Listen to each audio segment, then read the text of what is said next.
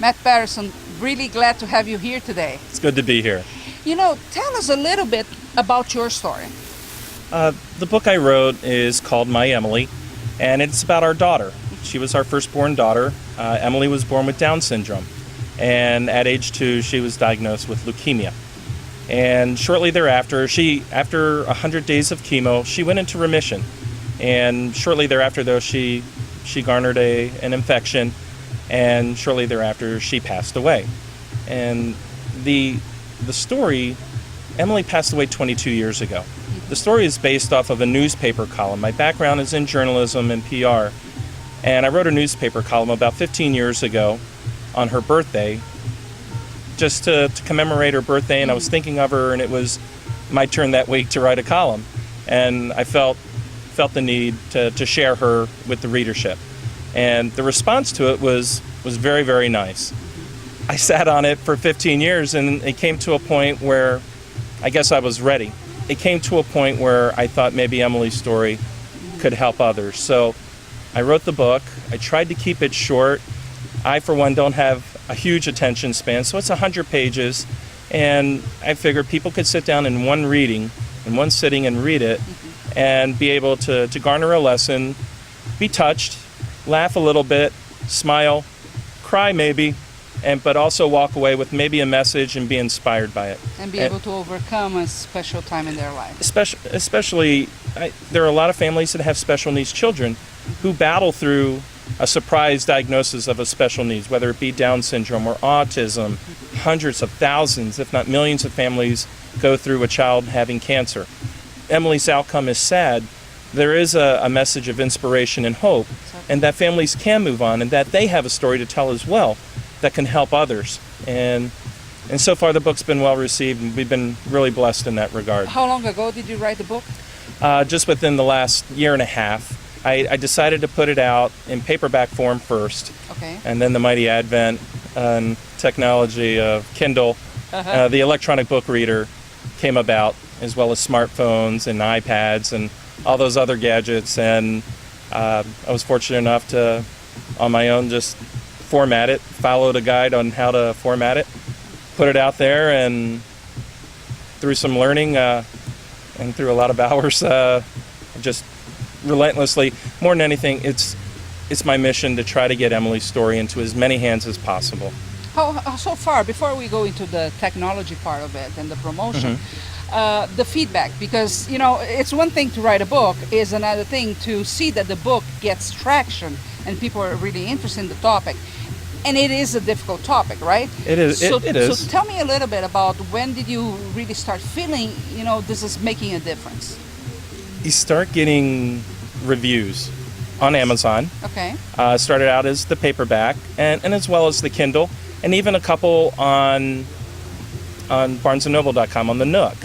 But more of the paperback initially, and then I start getting emails because I do provide contact information. All of a sudden, I'm getting emails from families who have either walked our walk or currently that have a Down's child that has leukemia, or has a special needs child with Down syndrome, or a child that's battling cancer. And to get emails like that are very, very moving, very touching. And to see reviews, all of a sudden you're starting to see 5-star reviews on Amazon. Here's this guy from Arizona, a guy who decided to write a book about his daughter, all of a sudden getting 5-star reviews on Amazon, and you know, it's just a self-published book. But it's been a very big project for me. It's been very hands-on for me, which I think has helped me a great deal in my walk in helping others as well as helping myself. Exactly. And so far, as of today, we've got 65-star reviews, 7 4-star reviews. So it's been received very well, and some of the comments on these reviews are very touching and actually very emotional for me on some of them. You see, so Matt has a story to share, and he knows he's going to impact many lives. So he self-publishes a book, right? At that point, can I say naive, because he really didn't know what was going to happen, and then he thinks, I have to promote this and I have to go grassroots.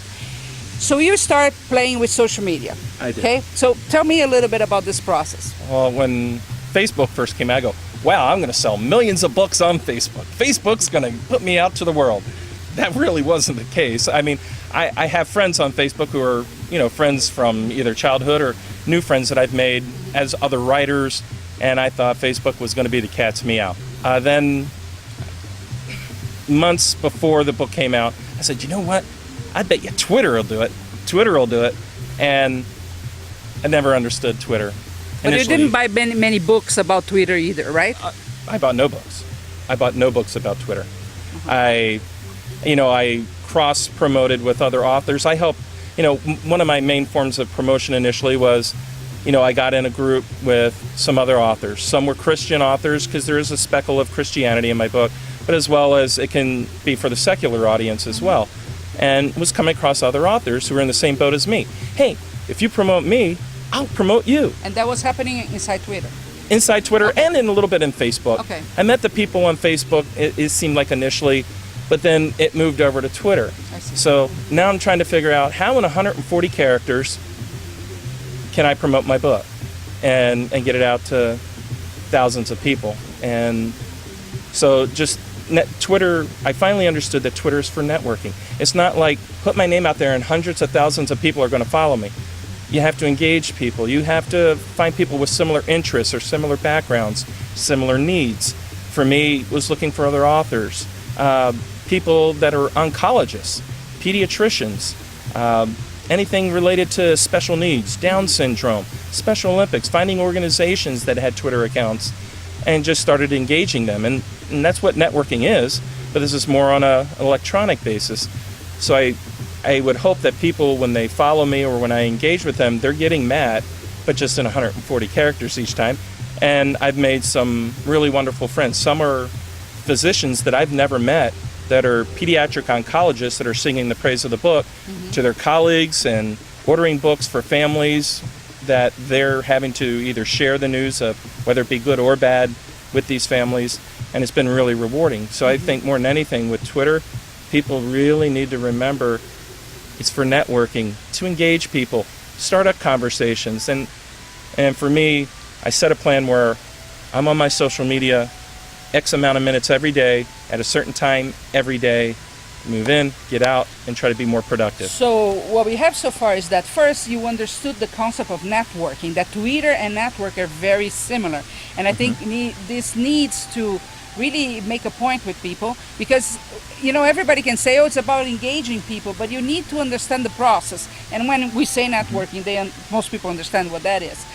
Second thing is be really, really focused on that tool that you're using, right? So you didn't Absolutely. try to use every single social media tool out there.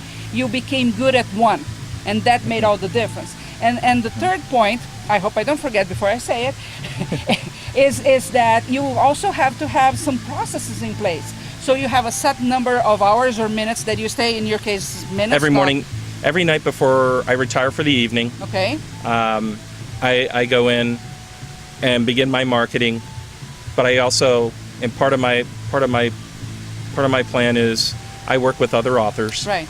and we promote You each promote other, each and we other. promote each So- other on Twitter. Collaboration is extremely important as well. So I say about half an hour a day, you structure everything. So I can have a conversation with you here at the hotel in Vegas, and you don't need to be tweeting every single minute, right? We can have I'm done. normal conversations, even though you're very successful on Twitter. Now tell me the result of that in less than a year. How many copies did you sell? On Kindle downloads, in the first 9 months this year, 60,000 plus Okay. So Kindle downloads. the average author sells 250 copies of a book. Okay, successful authors tend to sell about 5,000 of those books, unless you have a publisher behind you and everything is different. But going grassroots as you did, the average is 5,000. You sold 60,000. Okay, so please, if you're checking your email right now while watching the video, stop, because he just told you that with no money, no prior knowledge of social media, he was able in less than 12 months to sell 60,000 copies. Is that correct? That is true. So tell me now, I want to know one cool thing that you could tell us about Twitter that people could apply and start seeing results as well as you did. Like I said, it's not about the technology and all the little things that he does, but being consistent, focusing on one tool, and having some processes to do that. Collaboration is also. I mean, there's been a lot of trial and error. Right. I mean, when I first got on, but as we just said earlier, it's about networking, connecting with other people, helping other people. So I would say more than anything, consistency. I use a scheduling system that's available, that are free online.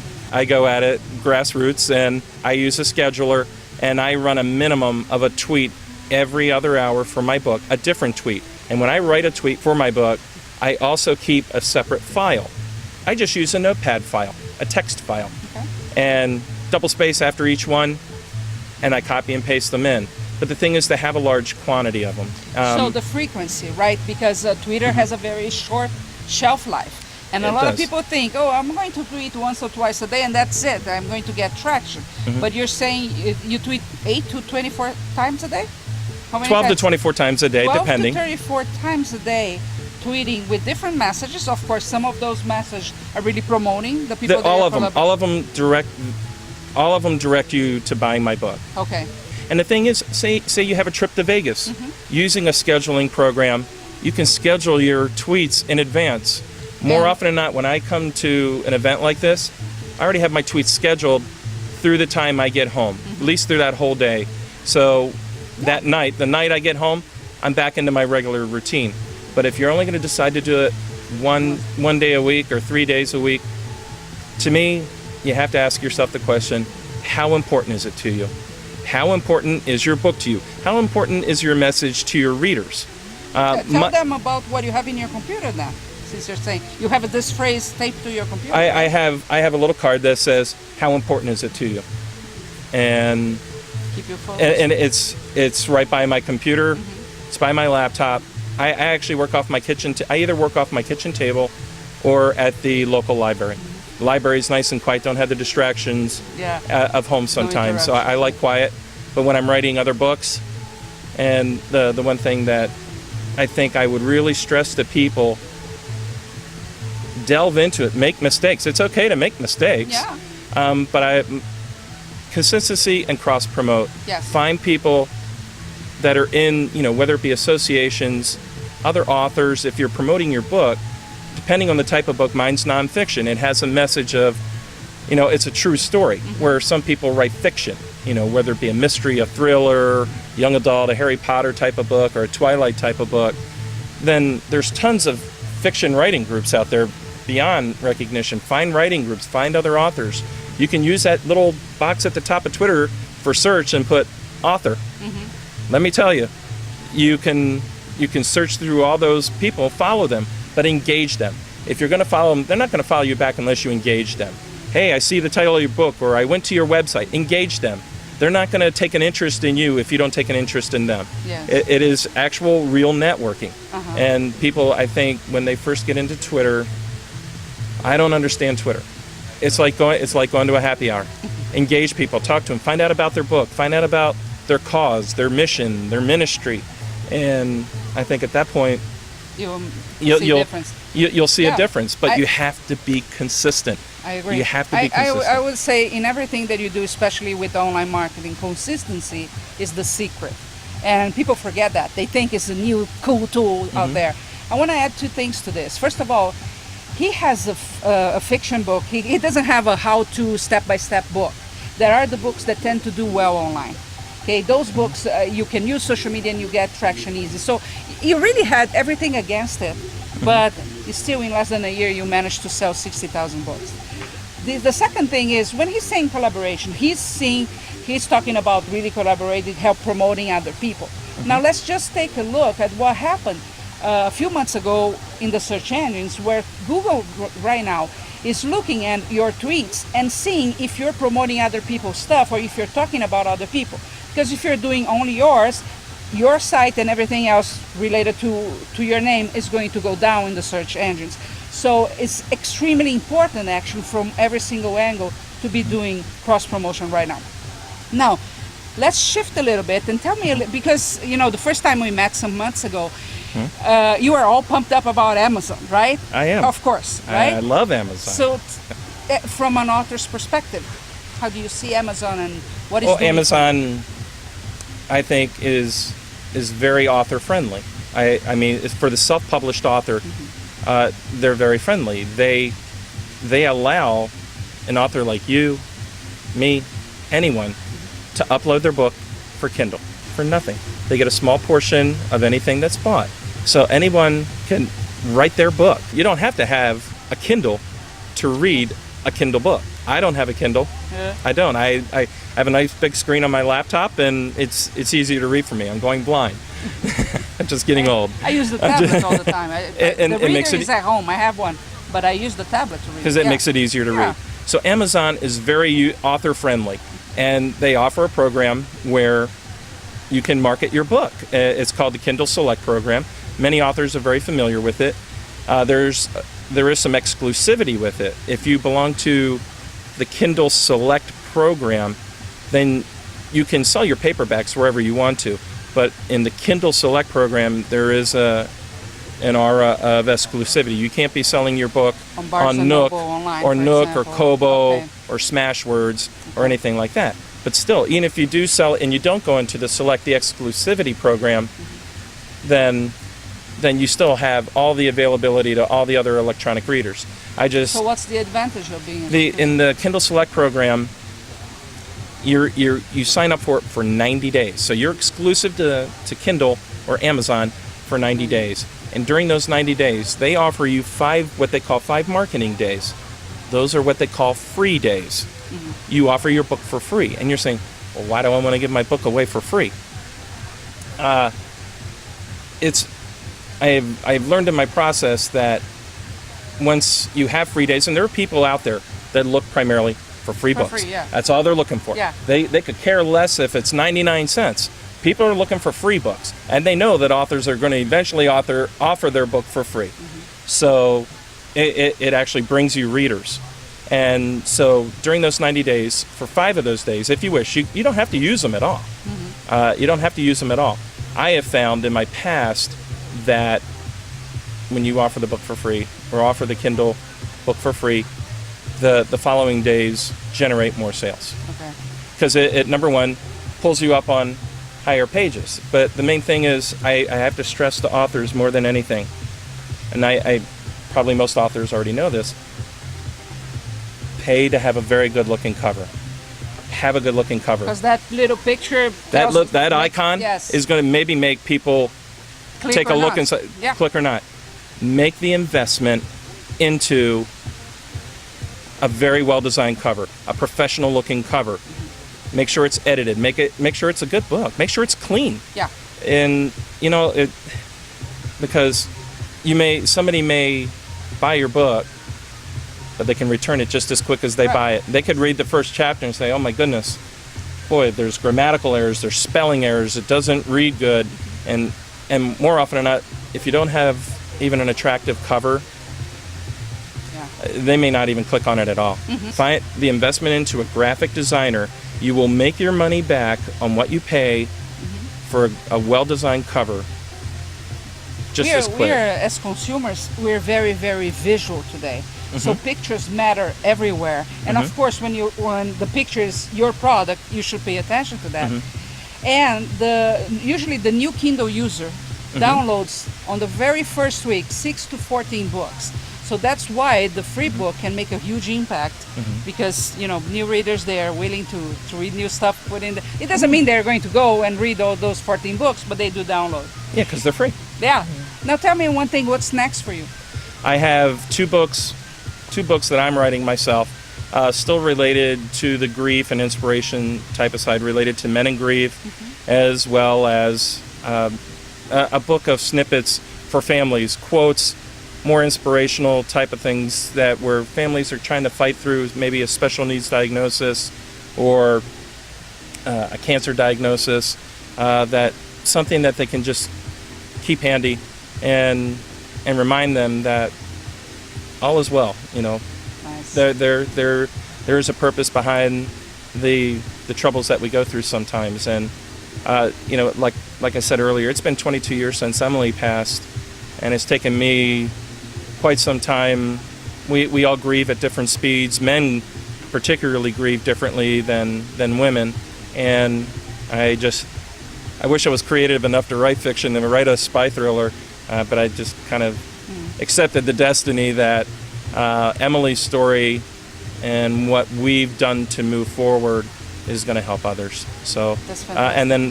and then there's a third book that I'm actually writing now with my wife, and it's about grief and helping couples move forward either after a diagnosis or of a special needs birth or a cancer diagnosis, and that, you know, it's okay to grieve.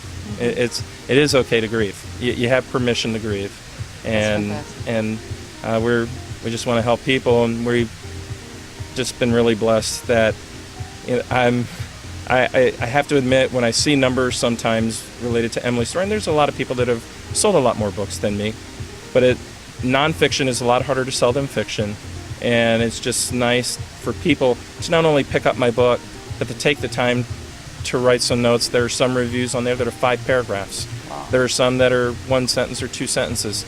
So for people to take the time to, number one, to take an hour and a half of their time to sit down and read my little book, and to take the time to write a short, wonderful little note, it's very Yes, humbling. It's very yes, humbling, yeah. and I'm just grateful for it. I just hope that, you know, we can now go out and share it on a broader scale with speaking and things of that sort as well. So if people want to get My Emily, of course they can go to Amazon. You have in printed format as well as in ebook. I have it in both, and it's also coming out in audiobook. And in audiobook in the very next soon? month, in the next 3 to 4 weeks, it'll also be available on an MP3 download online as well as CDs. Okay, nice. So they can get the they can get the CDs at my-emily.com. There's a dash in between, or they can get the audiobook downloads at either iTunes, audible.com, or amazon.com.